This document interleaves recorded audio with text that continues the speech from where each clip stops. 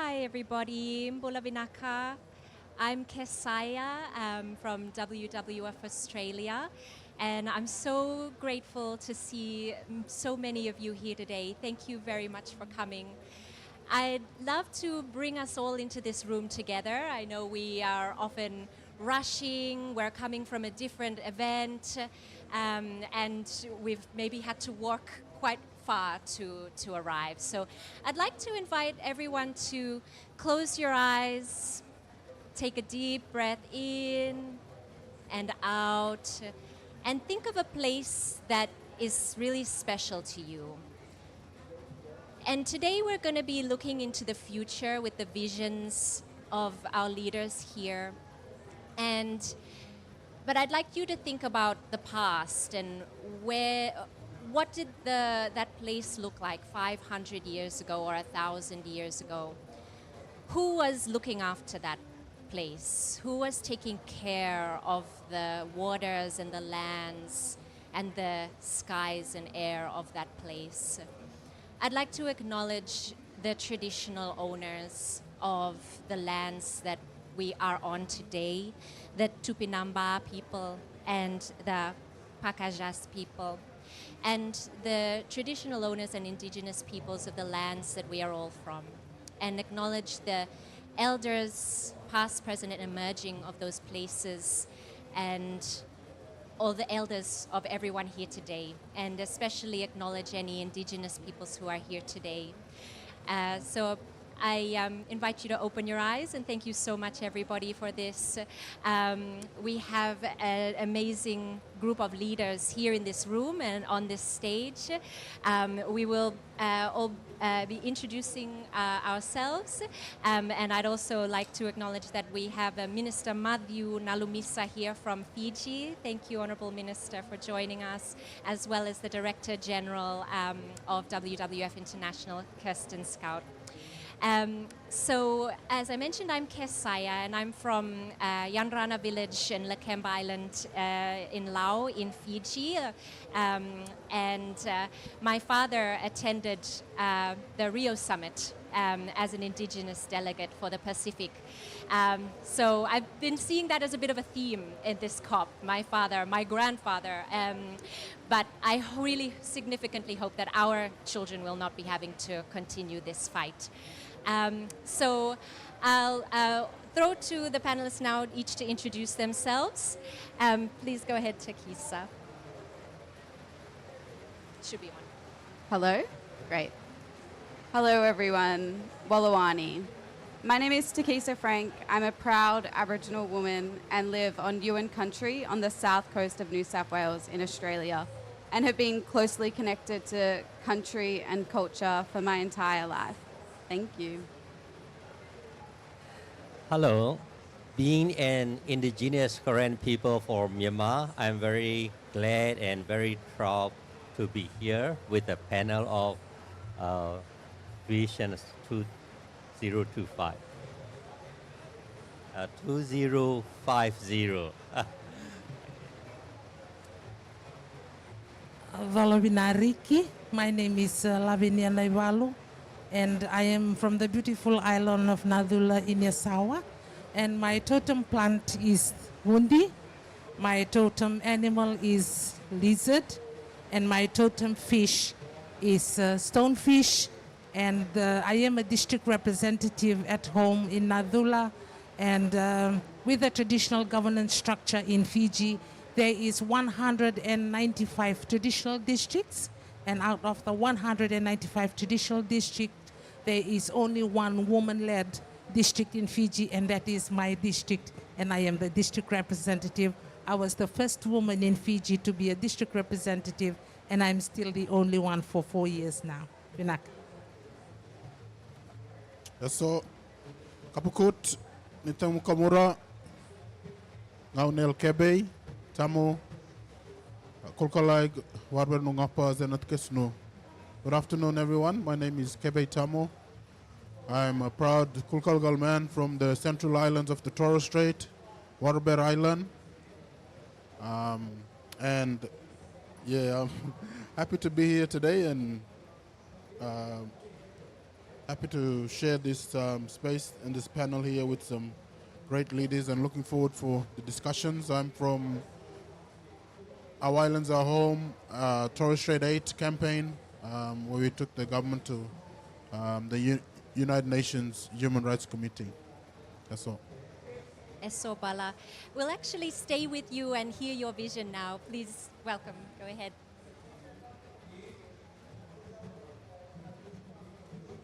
Apologies. We have an awesome video to show.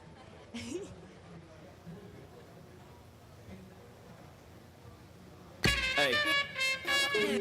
One for them land rights, two making vibe more. All around the world now report to the dance floor. One for them land rights, two making vibe more. All around the world now report to the dance floor.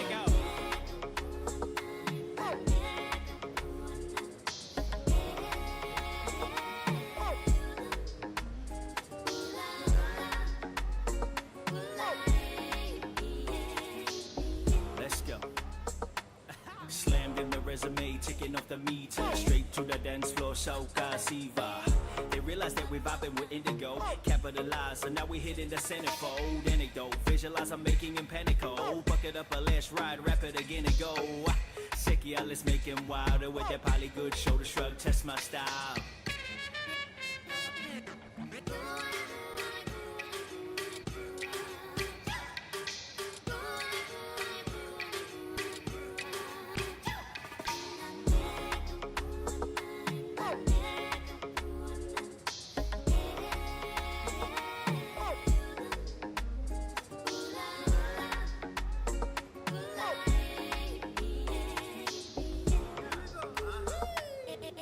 One fella one time walk about to the seaside when the sun set. So the brothers on the other side let a beach fire them a shake a leg. They calling boy run over here young fella. Too young, too much worry young fella. Join in the shake and bring another brother leg. Mama nature take your problem.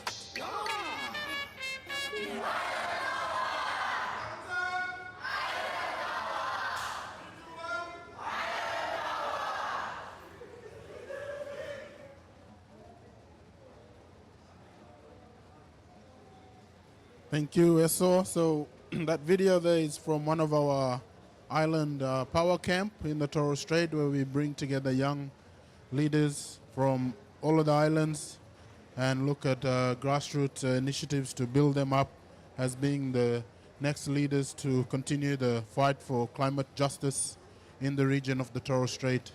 And in my vision, or our vision for 2050 in the Torres Strait, I think really comes out of the vision and the aspirations of our old people around self-determination, where back in 1936 there was a maritime strike in the Torres Strait where our forefathers at the time, who owned and ran over 50 pulling boats, went on strike and gathered on Masig Island in 1937 to ask for more pay and justice for the Torres Strait Islanders and more control of our own affairs. And since then, it's now been 88 years. And back in 2022, we launched what we call the Masig Statement, the Malongo Yangu Wakai, which is the voice from the deep, the voice that those divers at the time came up, put their helmets aside, and when they gathered and sat down, brought the government to them and asked for better self-determination and better resources and for us to manage our own affairs in the Torres Strait. So from then, from 2022 till the 100 years celebration, which will be 2037, that is when we believe that we will achieve regional autonomy for the Torres Strait, where we will become our own state or territory in Australia. And so for me, by 2050, that is how we would want to see this sort of thing in the Torres Strait when it comes to climate change. We want to be able to make our own decisions. We want to be able to use the traditional owners, the people that have been managing the environment, the oceans, the lands for thousands of years. We want to be able to implement those things into regional, national policies as well, and to be able to self-determine our own future. The Torres Strait in 2050, in my vision, is where we not only manage our own affairs, but we, together with Pacific nations, are able to develop our own mitigations and our own adaptation strategies, and are able to also support countries all over the world. And I believe that we will become leaders in climate change adaptation, mitigations, and continue to fight and advocate for this issue all throughout the world. Thank you. Eso Kebe, thank you so much for that. I'd now like to invite the Honourable Minister Nalumisa to make some reflections, as the Minister will then have to leave us for another commitment. Welcome, Minister.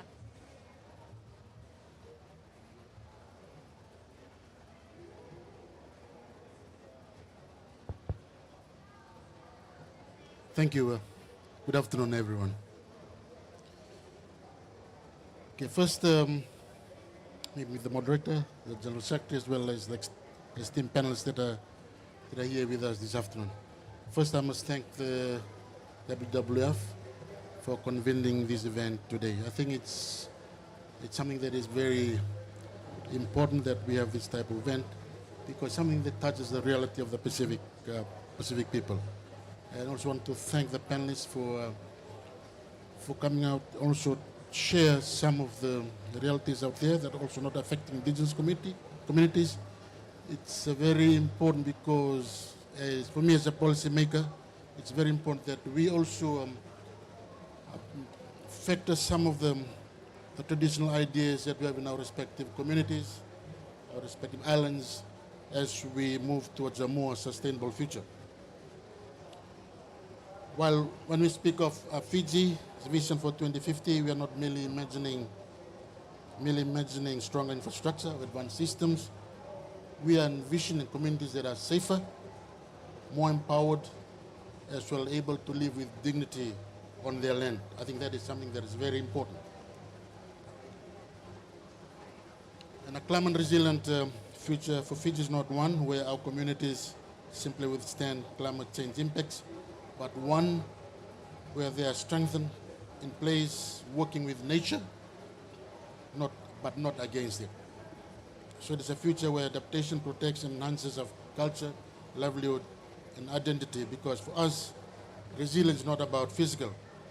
It's about social, cultural, as well as spiritual.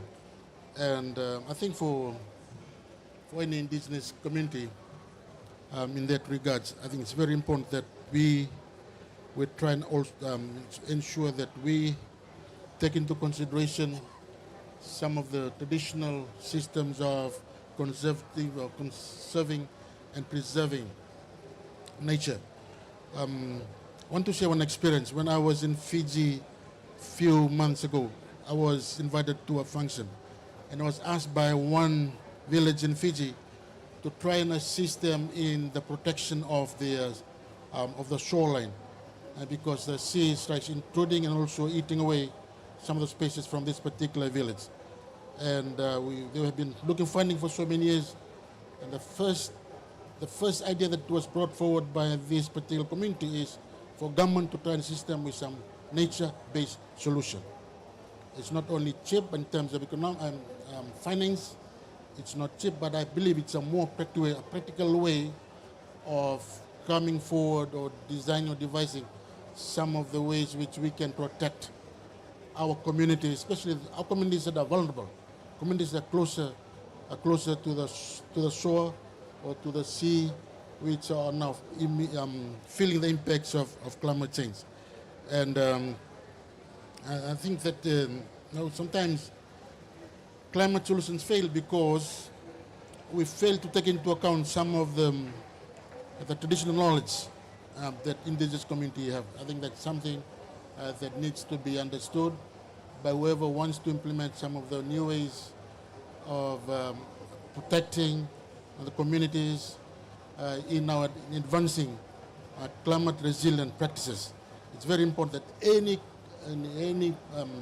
new ideas, any technology that needs to be implemented or taken on board, whoever the policymakers need to understand some of the local solutions out there, because we need to understand the solutions. Because if engineers, consultants fail to consult with the landowners, consult with the local people, then some of these technologies, some of the systems will not work. So it's something that I think is very important that we need to advance. We need to amplify the importance of understanding some of the local knowledge that we have, some of the traditional, making sure that we get information from the local people, especially the indigenous owner of that particular area, because they understand the system better, they understand the topography better of that land, and by getting this information from them, we'll be able to come up with very effective and very sustainable solution for everyone.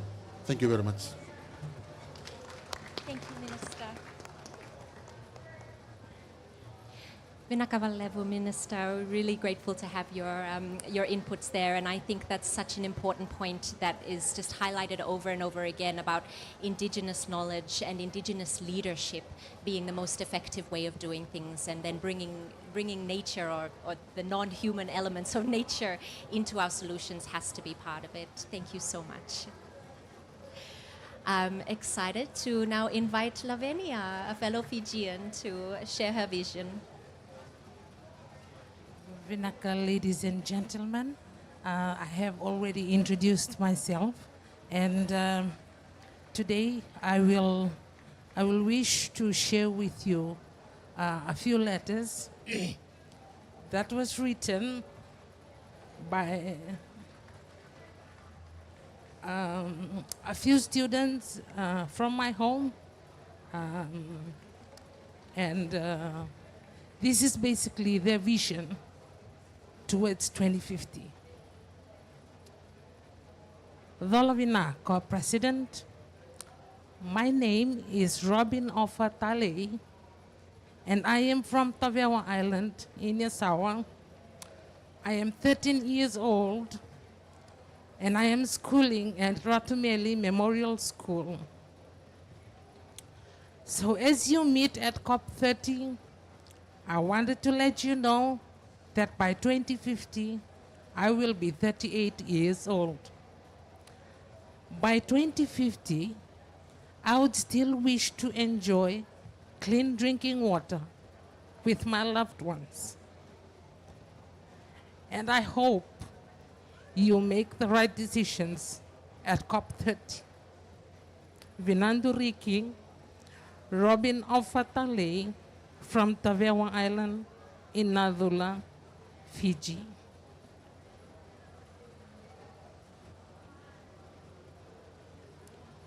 My second letter reads, Dear world leaders, my name is Amelia Tuikoro, and I am 13 years old. Dear world leaders, as you meet at COP30 in Belém, Brazil, I wanted to let you know, please do not forget us. Do not forget the small islands like mine that are facing the triple planetary crisis right now. We did not create the problem, but we are living with the most severe consequences. I need to know that the world you are building for 2050 includes a future for my home, Naisisili Village. Vinanduriki, I'm Amelia Tuikoro from Ratumeli Memorial School.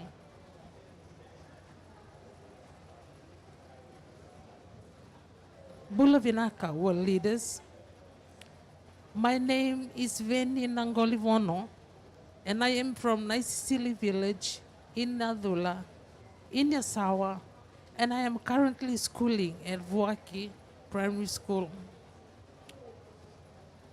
As you meet at COP30, I want to let you know that in 2050, I will be 37 years old.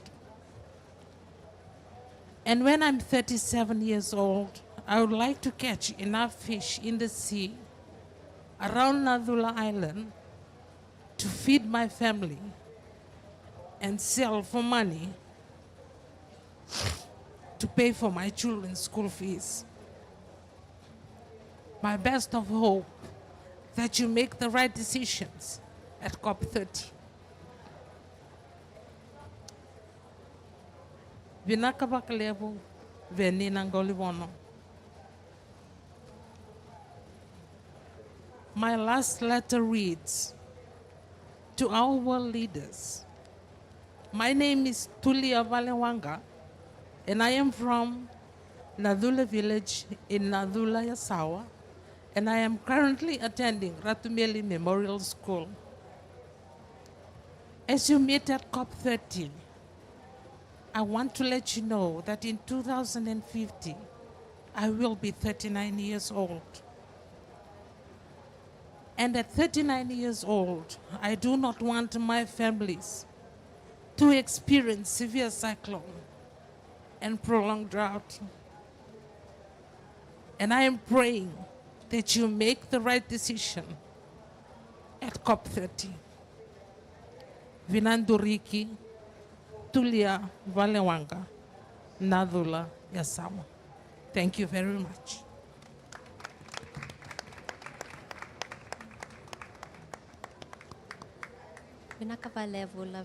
Thank you so much for sharing this with us, and I think we all feel that deep emotion that comes from thinking about those who are back home, and thank you so much for bringing them here with us today.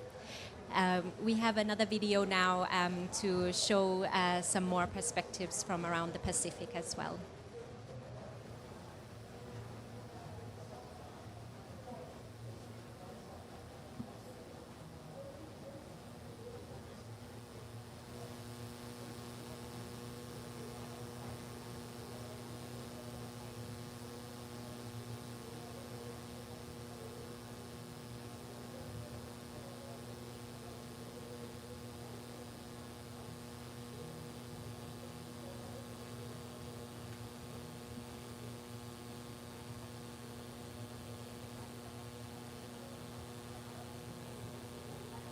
Sorry about the sound, everyone. I hope you can see the words on the screen.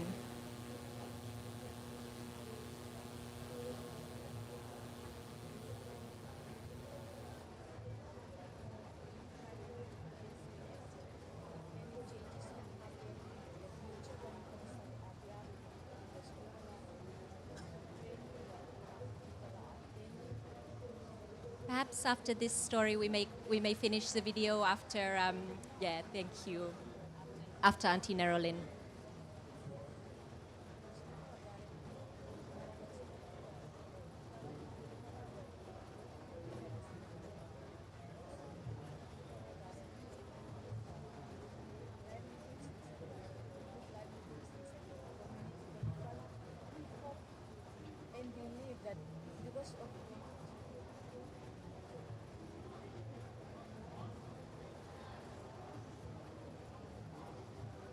So sorry about the technical issues there, everybody. It's a video that kind of demonstrates some more of the perspectives around the Pacific, and we'll be sharing that video onto our social media later on as well. We'll ask the team to look into the sound back home. I'm extremely glad to pass the mic now to Saw Frankie Abreu. Thank you. Thank you. I'm so excited until I forget to introduce my name. So let me introduce again. Yes, my name is Saw Frankie, and I'm founder of we call TripNet, Tenasserim River and Indigenous People Networks in Myanmar. So my country is called Myanmar, and in Southeast Asia, neighboring Thailand, Laos, China, India, and Bangladesh.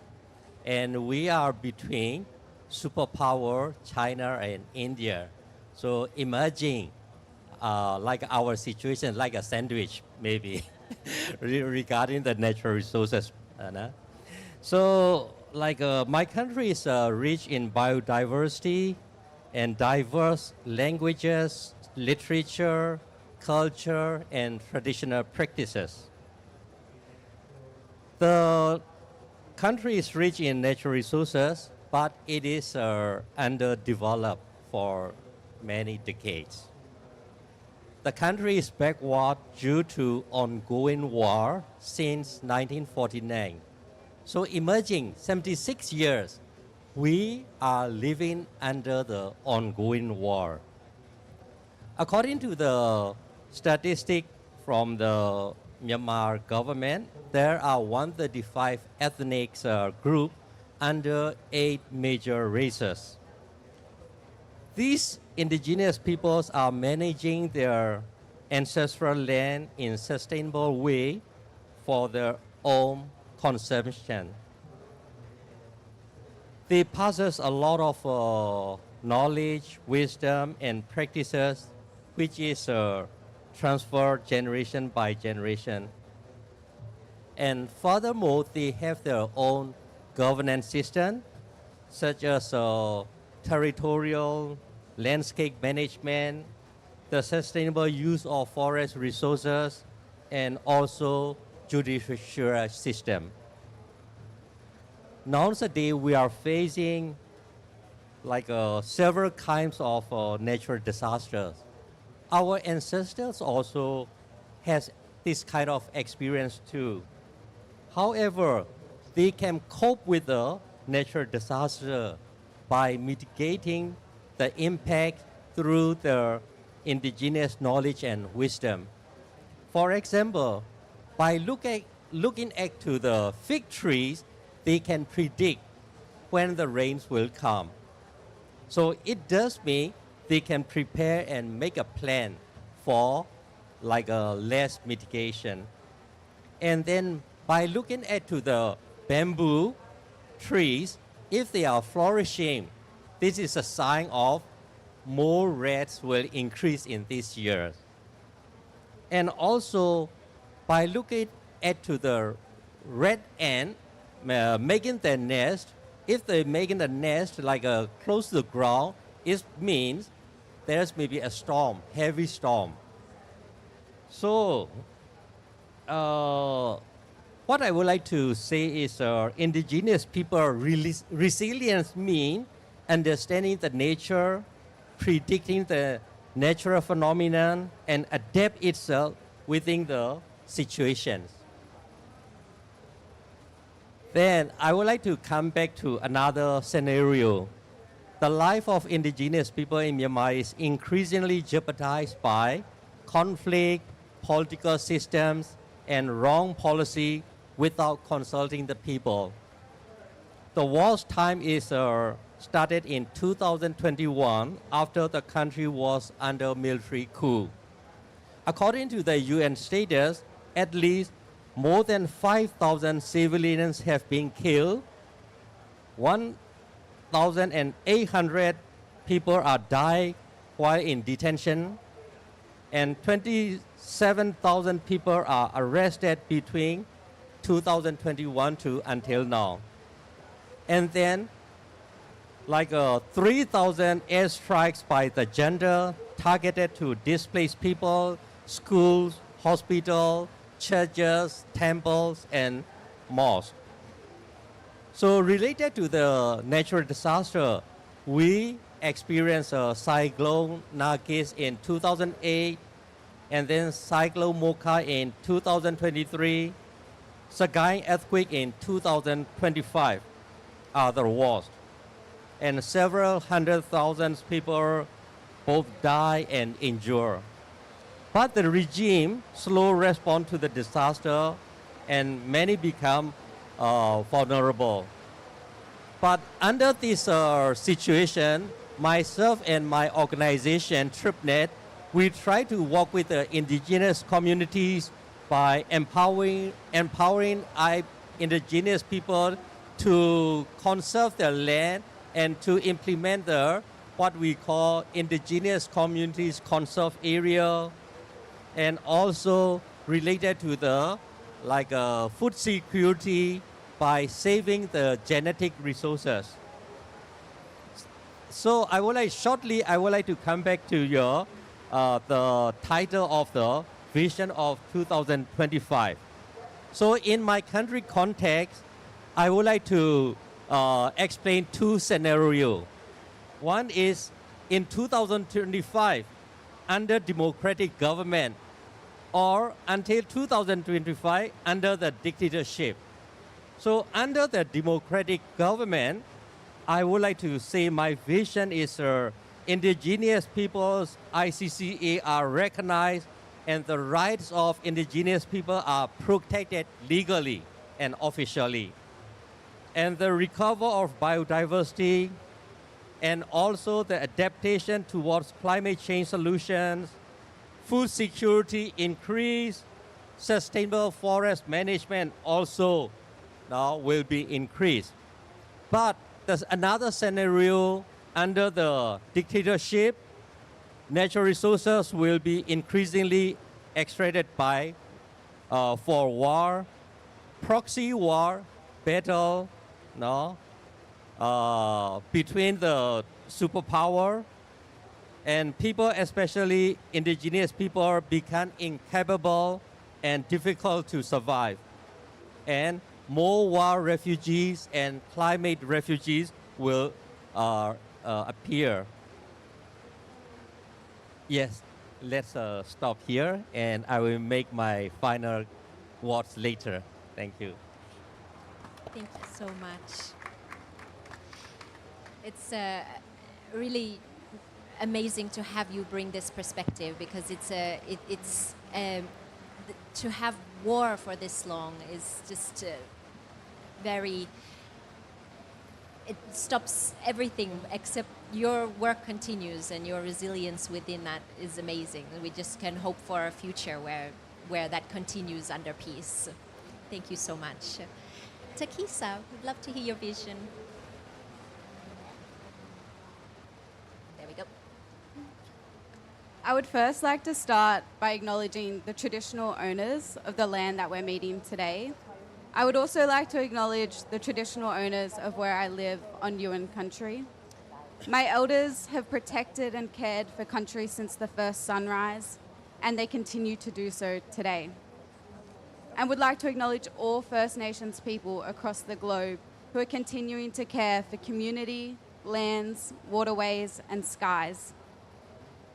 My name, Takisa, is a traditional Aboriginal name which protects me from the four elements: earth, fire, water, sun. And a lot of people often ask me when I started, my environmental advocacy work, but I actually think it chose me. When I was gifted that name, it also gifted me with the responsibility to care for country and community. So before I start talking about the vision that we have for 2050 on Yuin country, I would like to share a personal story of hope that I, got to experience a couple of years ago. I do have to give you a bit of context, which isn't very hopeful, but you'll see the hope at the end of the story. So in 2019, 2020, a lot of you probably would have known that in Australia we had some of the worst bushfires we've ever seen there, the Black Summer bushfires. So those fires came within 500 metres of my family house, and as a family we fought to protect our house, which we managed to save, but also the forest around us. And there's one particular moment that I remember from the bushfires, and it was me and my dad, my siblings and mum were off at a neighbour's house trying to help them. And we were sitting on the balcony, and we sort of have a hill in front of our house, and we were looking up at the hill, and the entire hill was fire as far as we could see. And we sat there and we were reflecting on what was happening, and it was hard at the time, but the hardest part was that exactly 1 year later we were sitting in the exact same spot, but instead of seeing fire, what we saw was tree after tree get knocked down by logging machines. And that was a decision by the government to start logging our forest directly after these bushfires that we faced. But During that time, I, started writing letters to my MPs, and I started a petition to our government to see an end to logging in our state. The petition got over 20,000 signatures, which, I was 21 at the time, and it was, a really big achievement at that point. But what was happening, I felt like I was powerless. I felt like I was voiceless. I felt like there was no action happening. There was these 20,000 people that put their name to this petition, but nothing was happening. I was continuing to watch tree after tree fall down. And so in that moment, I decided, to take another step, to take action in my own way. So one morning, with the help of some really cool forest activists based down where I live, I climbed up a tree. And for context, I'd never climbed a tree before, so rope and harness.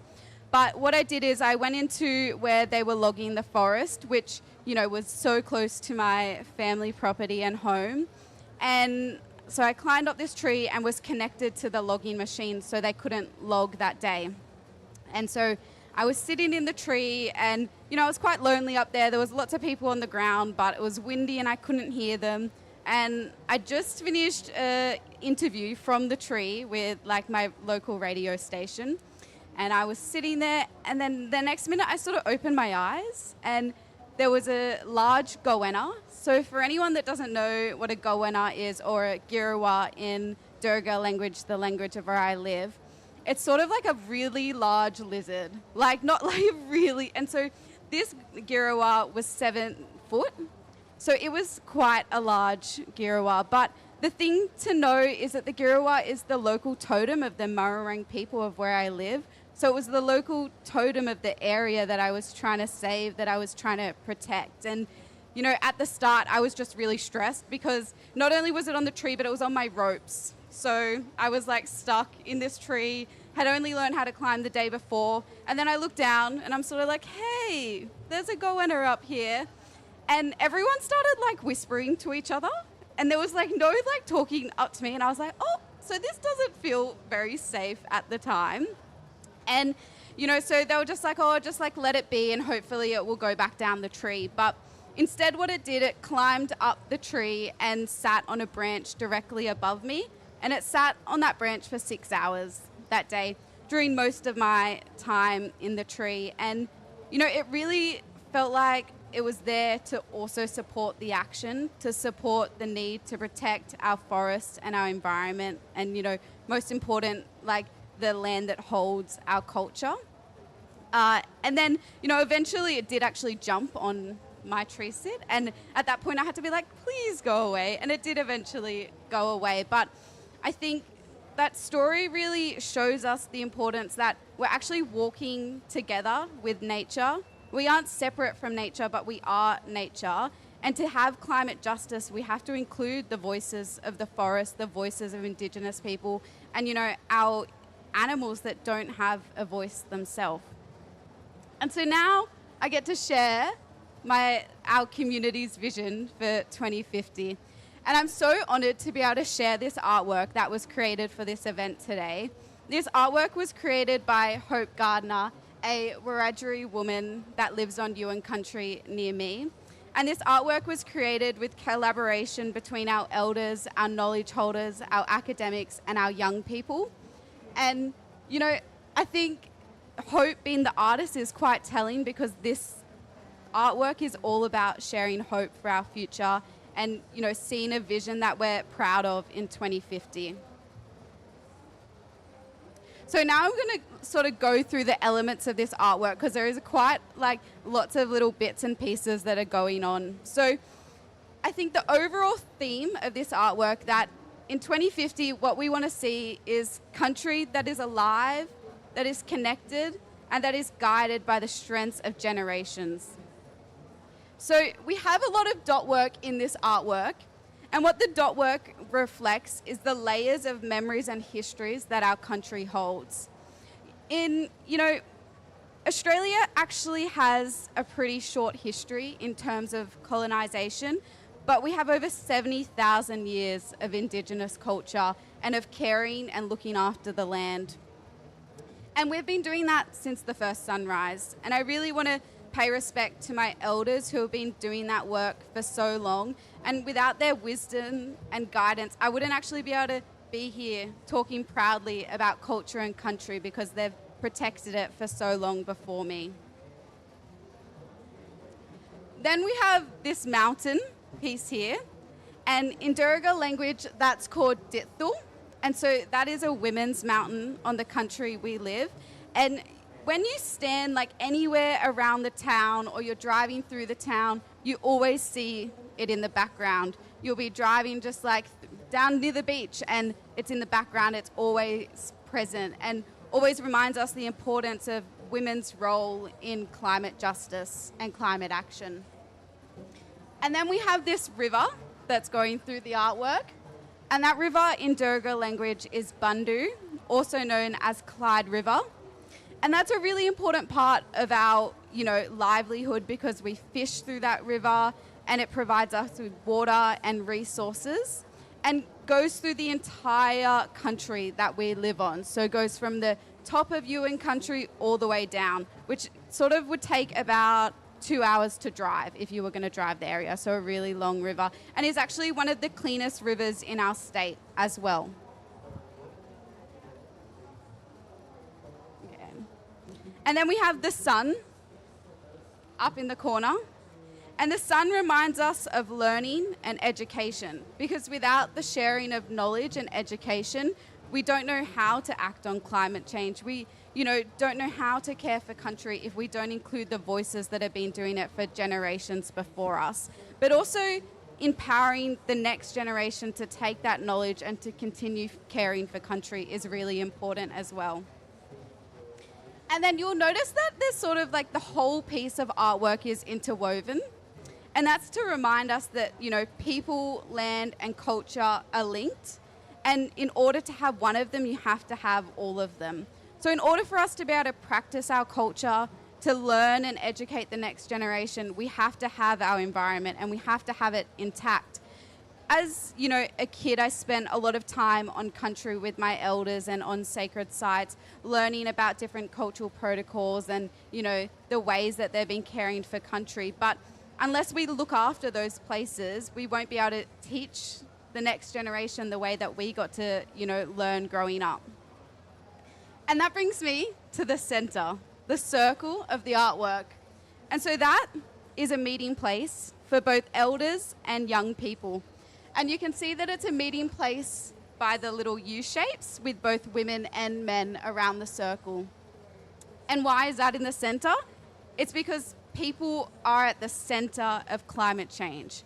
We have the choice whether we're going to take strong climate action and mean it, or if we're going to continue the way that we're going and then have major impacts on our country and our culture and our communities.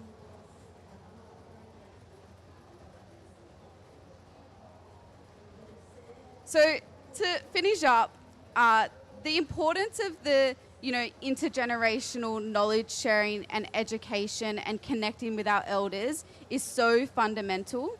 And what else is important is that Indigenous people are at the centre of climate justice.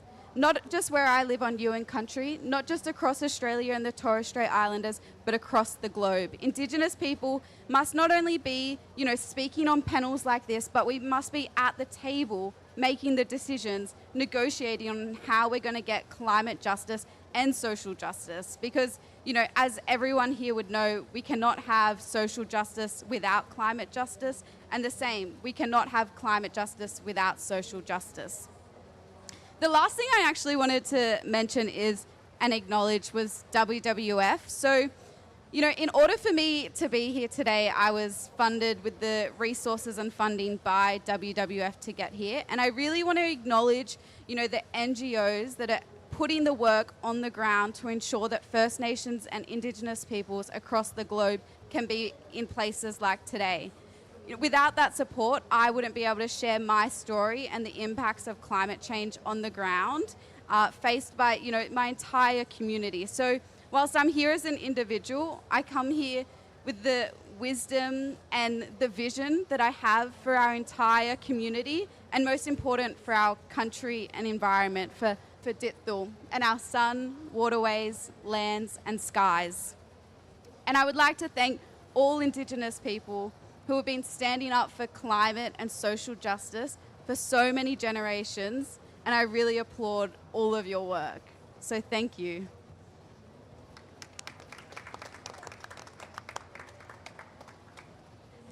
Thank you so much, Takisa. And you can see more of Hope's artwork at Hope Gardner Art on socials as well. And yeah, another round of applause, please, for our amazing leaders here. The visions, I feel, are in. I don't want to sort of like, you know, cover over or step on anyone's vision, but I feel like there are some themes here from really diverse communities. But one thing that really struck me was that I don't think we're asking for that much. We're asking for, like, you know, food, for clean water, for air to breathe, and for education and for safety, like to be able to walk and be safe from climate hazards and from war. It's not that much to ask for, but climate change threatens all of those things. And so we really need the world to come together to achieve that vision and to bring what we need out of COPs to stop digging up and using fossil fuels, to address environmental degradation, and to put Indigenous people in charge of their lands and waterways and ocean. And I just, really thank you all. And I think the other thing is the intergenerational nature of that. We really need to work together to acknowledge our elders and to support those who are coming up as well in the emerging leadership space, and who are leaders in even in all their beautiful youngness. And so, and it's all linked to that justice and as well. So really thank you all so very much. I'd now like to invite Kirsten Scout to give some more reflections. In case you came in later, Kirsten is, oh sorry. Last one. Yeah, we'll come back to everyone as well, okay. but do you want to, yeah, okay. So Kirsten is the Director General for WWF International. Welcome. Stand or sit? I can stand. Is that better? You guys can stay, yeah. No, thank you, and you will get the last word, which I think is a great idea. Look, let me start by thanking you guys, and thank you for bringing your stories and your art and your wisdom from your communities, from your ancestors, your elders. And I have learned so much. It's interesting, it's the second gathering that I have today with people from Indigenous and local communities. The first one was this morning on women leaders on tropical forests. And it just inspires me so much to hear your stories and the work that you're doing. I think from the real action that you're taking, the legal action that you're taking, I think is amazing. The stories that you bring from the kids from the school, asking for basic stuff, the real things that you're doing in terms of really empowering communities. And I mean, your energy, it's, you know, based of course on you know, your generations that you can see that it comes together in you, but you know, what you've done and the way you speak, I think, you know, you have the ability to mobilize a lot of people with your voices. So thank you for doing that. And what can I add to that? I think my most important message is that you will find WWF by your side. As you've seen it here today, you will continue seeing WWF by your side. We're so proud to be working with you across all those countries and many places across the world. We're not always getting it right, but I think we're taking the right steps to make sure that that 2050 vision that you're all talking about really is about putting people at the center, including young people, Indigenous people, local leaders, and so forth. Because if we don't do that, it's not only an ethical and a moral imperative, it's a conservation, you know, it makes conservation sense. There's no way we can ever get things done at these COPs and moving into action without really putting the people who live and work in the places we're trying to conserve at the center of conservation moving forward. And I think we're doing that on the ground, and I think whatever we learn from you, we'll bring that to other landscapes. We're also doing it in our own organization. It's really important within our own governance structure. We have our own Indigenous People Consultative Group now since 2 years, with an amazing group of Indigenous leaders from all over the world that I listen to personally, that my executive team listens to, in terms of how we can do better as WWF globally. We have for the first time an Indigenous People trustee on our international board, which, God, we fought for many, many years, and finally we have it. And her voice, Rami Bulan, her voice is so strong throughout WWF. And, we do great work on our coastal communities, since we're talking a lot as well about oceans, and I just want to recognize your leadership as well on this. We are working, I think, 300,000 different communities, all, on various places, talking about adaptation and the kind of work especially that you were referring to, and making sure that communities lead on adaptation actions and strategies going forward.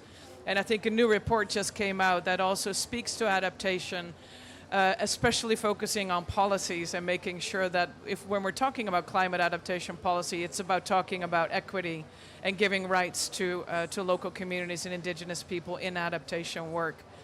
And so I will end with what I said. You will find us by your side because it's the right thing to do, but also because it's the right thing to do from a conservation perspective. And I really hope that I'll still be around in 2050, that we see that vision become a reality. Because otherwise everything that we're doing at these COPs makes no sense and will not lead to any action. So thank you again for sharing everything, and thank you for your collaboration.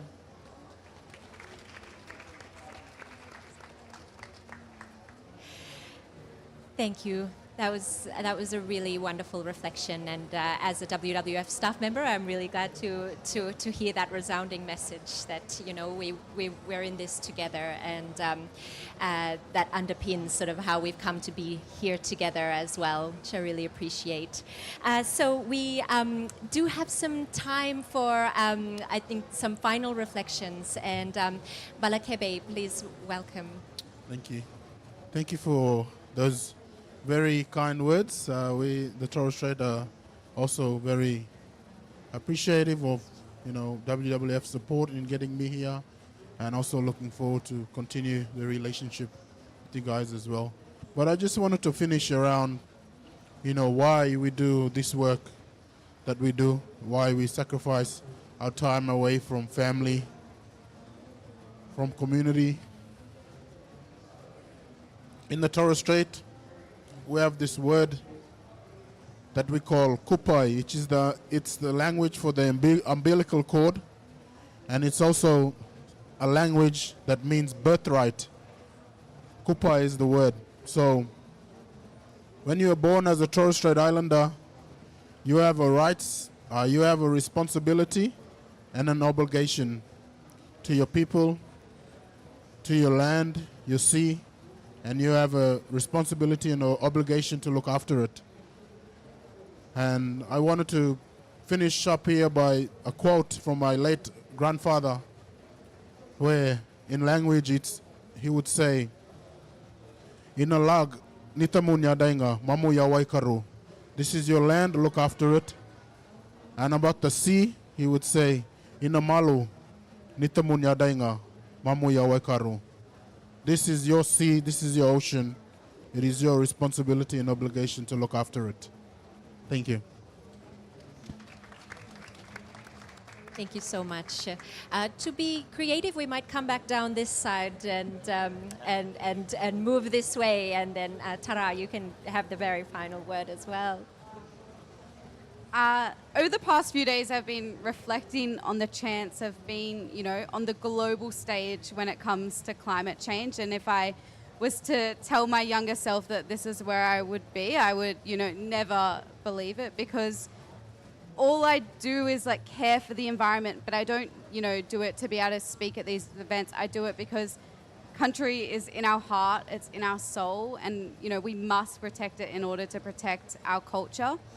And so I guess I want to give a message to everyone that's in this room, but also anyone that's watching this that works really hard in their communities. And, you know, the impact of small change can actually be really big when it adds up. So I don't think anyone should ever underestimate the power of their voice and the actions. I remember the first thing I ever got involved with when I was younger to do with the environment was Take 3 for the Sea.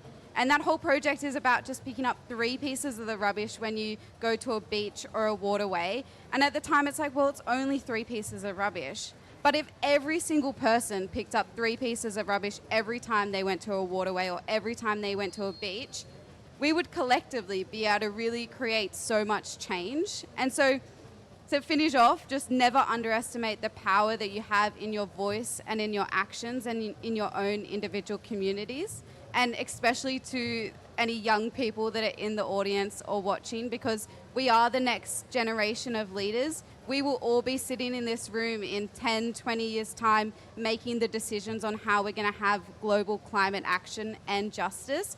And so it's really important that we continue, you know, pushing what we care about and sharing our voices.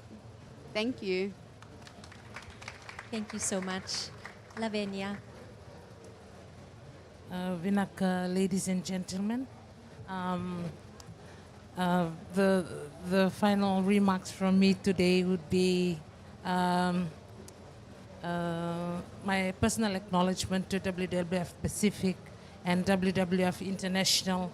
Of course, you have stood by my communities, and not only to tell us what to do, but you've listened, you've learned, and you've worked with us over the past decade. And I believe this is true partnership. And to the Director General, WWF, and the entire WWF network, thank you. Thank you for investing in people, not just projects. And thank you for believing in our capacity to protect our own natural heritage. Vinaka Vakalevu. Thank you, Lave. Vinaka Vakalevu. So, Frankie. Yes. So when talk about climate, crisis, conflict, coup, we cannot separate. All are tangled and all are related to each other. So we, the people of Myanmar, want to join fighting against the climate change mitigation together with you. And then I'm assured that in 2025, the indigenous people's territories will be increased for maintaining the biodiversity.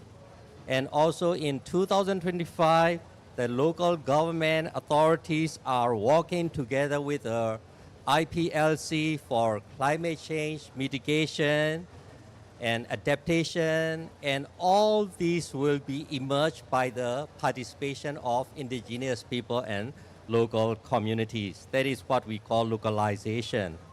But you need to help us first. Please, acknowledging what is happening in Myanmar right now to the world. Yes.